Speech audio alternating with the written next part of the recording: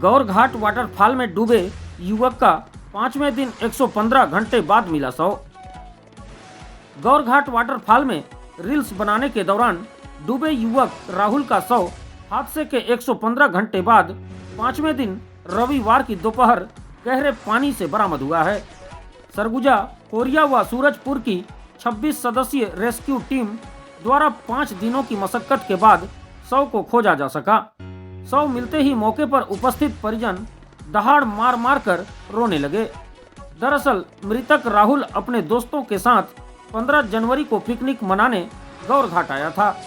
बताया जा रहा है कि उसने रील्स बनाने के लिए 70 फीट की ऊंचाई से वाटरफॉल में छलांग लगा दी थी।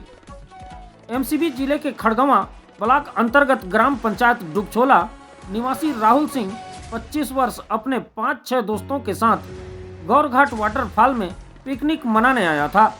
प्रत्यक्षदर्शियों के मुताबिक रील्स बनाने के लिए उसने वाटरफॉल के ऊपर से पानी में छलांग लगा दी थी। इससे वह गहरे पानी में डूब गया था।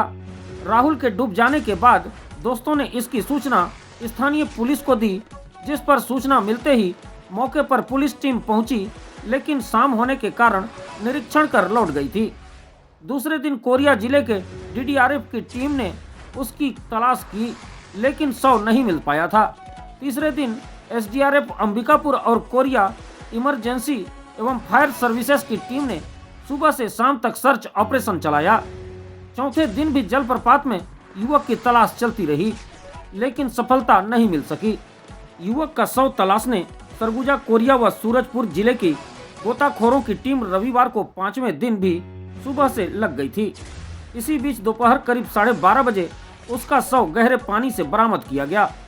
राहुल 15 जनवरी की शाम करीब 5 बजे वाटरफॉल में डूबा था। ऐसे में उसका शव मिलने में 115 घंटे लग गए। राहुल का शव मिलने के बाद परिजनों में मातम पसरा हुआ है।